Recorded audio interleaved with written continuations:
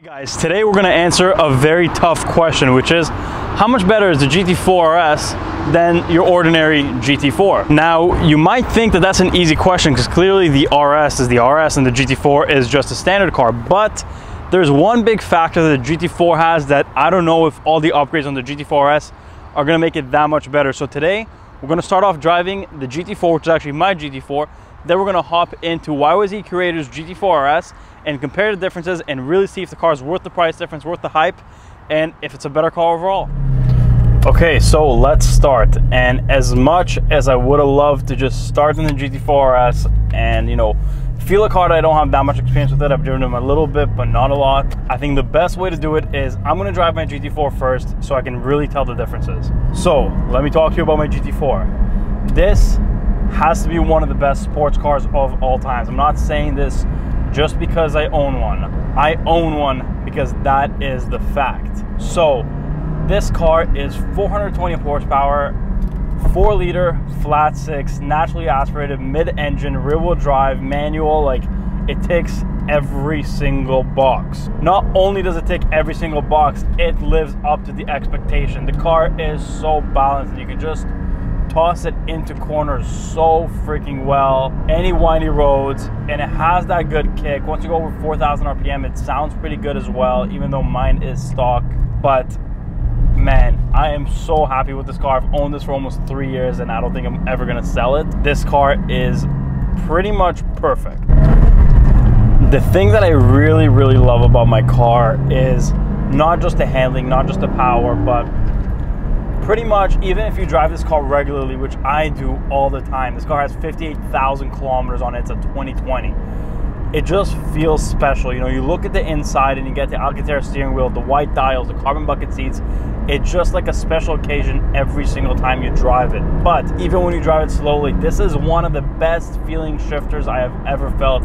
It's so notchy, so straight to the point. There's no dead zones. It just feels so freaking involving. Oh, and it revs up so high, 8,000 RPM, not as high as the RS, but it revs. You have room to play, so you can just play around with this car so much and you never get bored of it.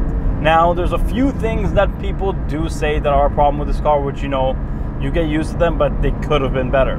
So the gears are very long. You know, second gear, you can get up to 120, 130 kilometers an hour, and it just kind of feels like a lot of times, unless you're very high up in the RPMs, you don't have enough power, which is the other problem. Compared to modern sports cars, this thing's pretty low on power. You know, things in this price range, AMG GTs, like Nissan GTRs, have way more power and are way faster. You know, you can, if I pull up next to an M3, I'm probably not going to do too well in a straight line. So in the real world, it's not that fast. Once you get on the track, it is. But it does feel more special than any of those cars.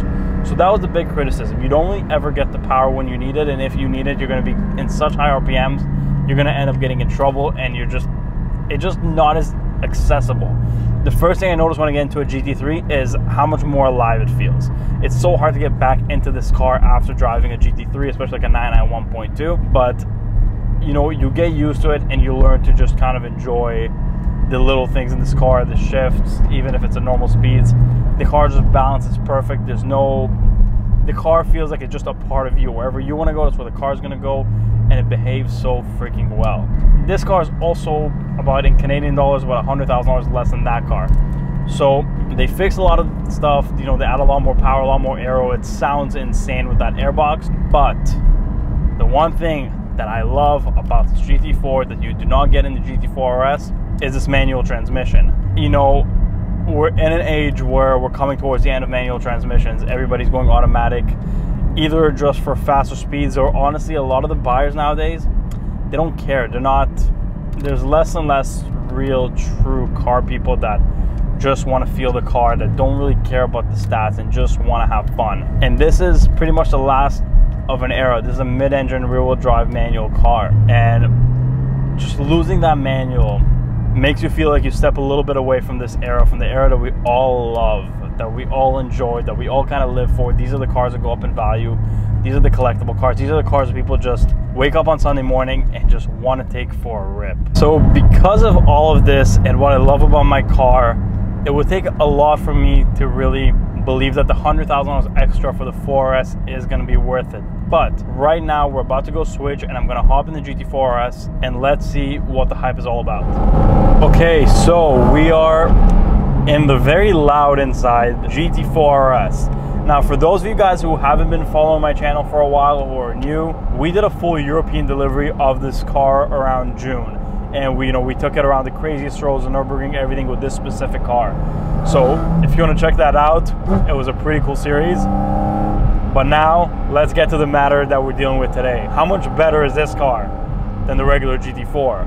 Right away, the second I start driving it and I put it in PDK Sport, the suspension on stiff, the exhaust on, this car is just alive, right? You get what you don't get in the GT4, where, like, listen to that. It's just the airbox and everything, and it's so dramatic, and there's so much going on that it doesn't feel like a daily. The GT4 honestly almost feels like a daily, but this thing is like a monster. We're getting on the road. Let's wait for the bump.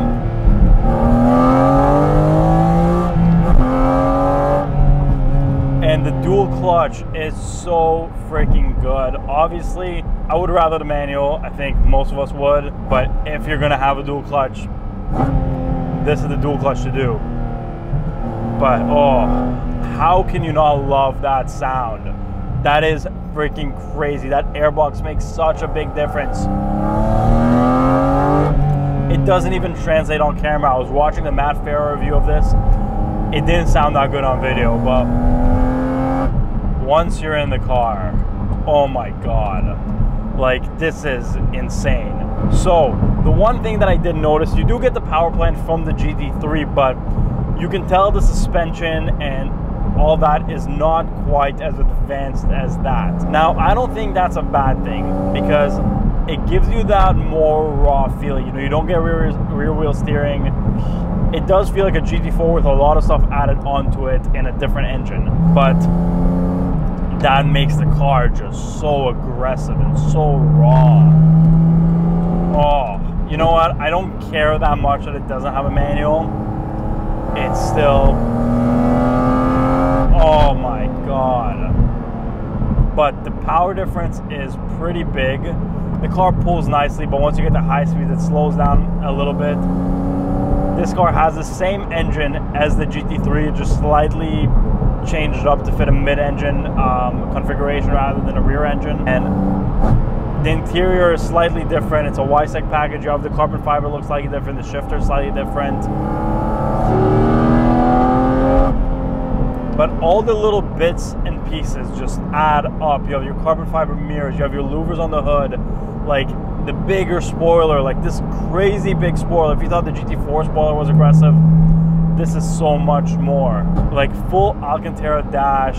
I mean, this is an RS car. This is a proper RS car. For the price that you're getting this, if you can get it at sticker, it is incredible value. I mean, you're looking at the same price as a new SL, or like nothing too impressive. You know, in Canada, they're starting at, like, I think around 2 and a bit. You can't get that much crazy stuff for 2 anymore, and just, you get so much car here. And you get a car you'll never lose $1 on. This car is so rare. If you guys remember, nobody could get these when they came out. There's a little more around now, but it's still, it's a big deal if you got one. You have to be somebody to get one of these. And they're still selling for 100 over sticker, 100 something over sticker, even when the market fully corrected itself. And even for that money, that value for money is just incredible. I have my GT4 in the background. It looks great, but this is a race car. Ooh. Oh my God, this thing flies. And it screams. It really screams. You never get really cool sounds from stock Porsches unless it's a Carrera GT. But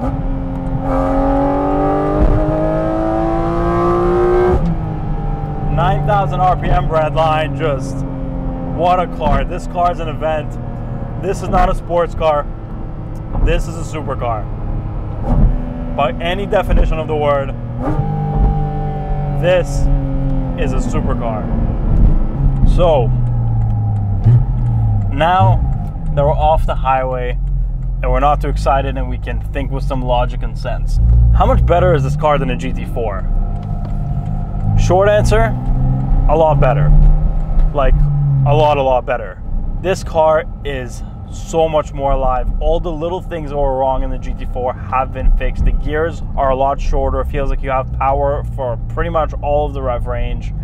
It's just so crazy, and it's not as comfortable, which is not a bad thing. It just feels more raw. It feels more like a race car. I mean, this is a proper RS car. I haven't driven the 992 GT3 RS, but this probably feels as raw as that because it doesn't have too much assists. It does obviously have a lot. It's 2023, but it's not the computer doing everything for you. You just get a car, a lot of aero, a great engine, a great transmission.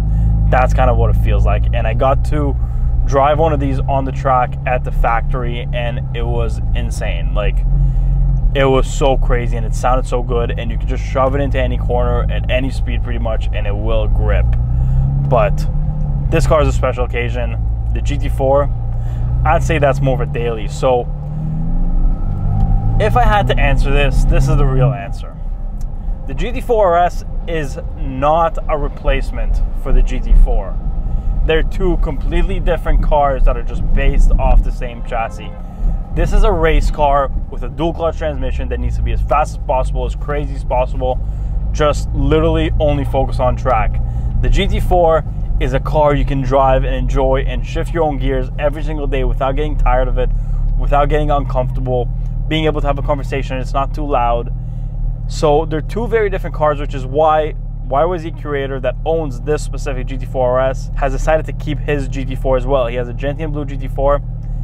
Once he drove it, he was like, you know what, they're two completely different cars, and he's keeping both because they're both such great cars that if you can afford to have both, you can't live without them.